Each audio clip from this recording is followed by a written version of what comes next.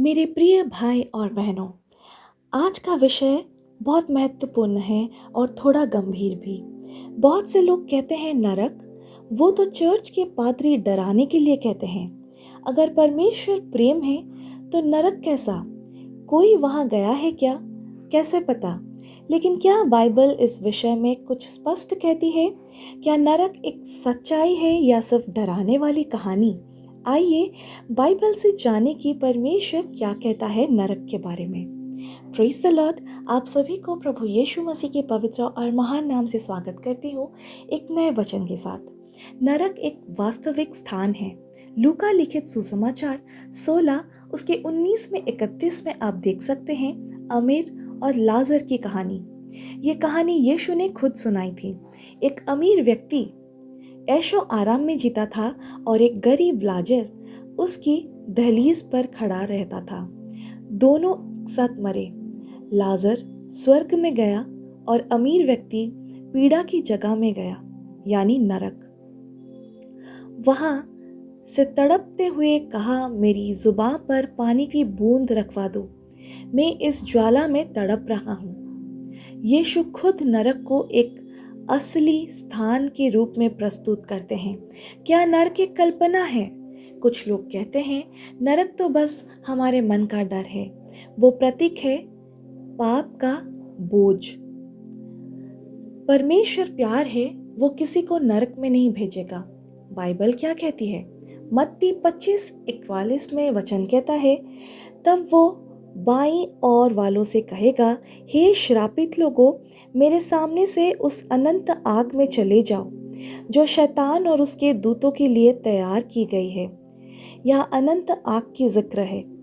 ये कोई प्रतीक नहीं, ये सजा का असली स्थान है। नरक की विशेषताएं मत्ती 13:42 में वचन कहता है, वो उन्हें आग की भट्टी में डालेंगे, वहां रोना और दांत का पिसना होगा।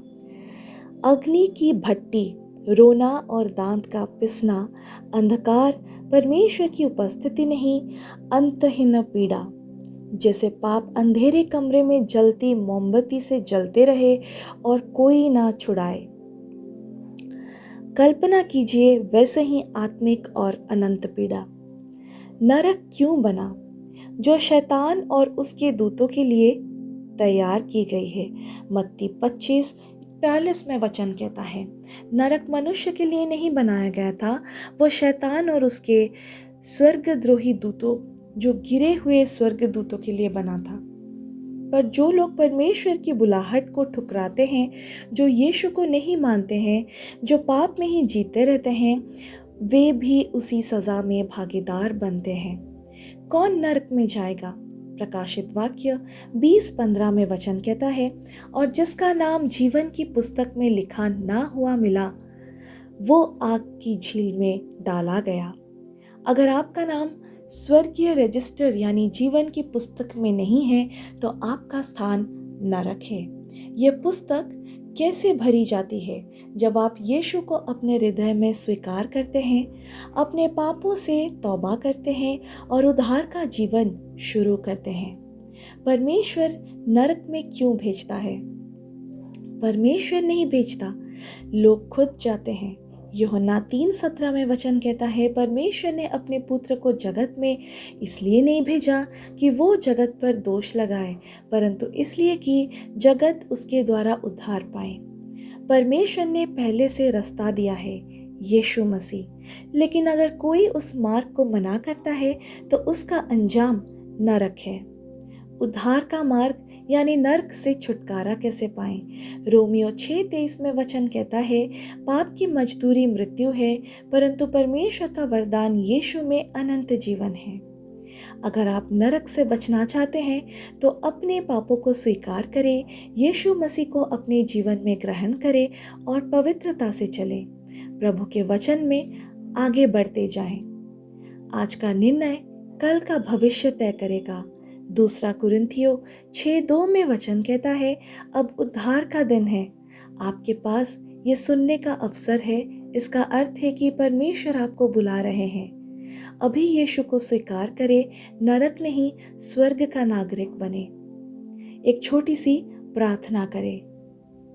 हे प्रभु यीशु, मैं स्वीकार करता हूँ कि नरक सच है और पाप मुझे वहाँ ले जा सकता है। कृपया मुझे क्षमा करें। मैं आज आपको अपना उद्धारकर्ता और प्रभु मानता हूँ। मेरे नाम को जीवन की पुस्तक में लिख दे। आमीन। अगर ये संदेश आपसे बात की है तो कमेंट में लिखिए, मैंने आज यीशु को स्वीकार किया और नरक से मुक्ति पाई। वीडियो को लाइक करें और दूसरों के साथ शेयर करें ताकि वो भी जीवन पाए और उनकी आत्मा बचा जा सकता है। चैनल को सब्सक्राइब करें ताकि और आत्मिक भोजन मैं आपको दे सकूं। Praise the Lord, hallelujah, amen.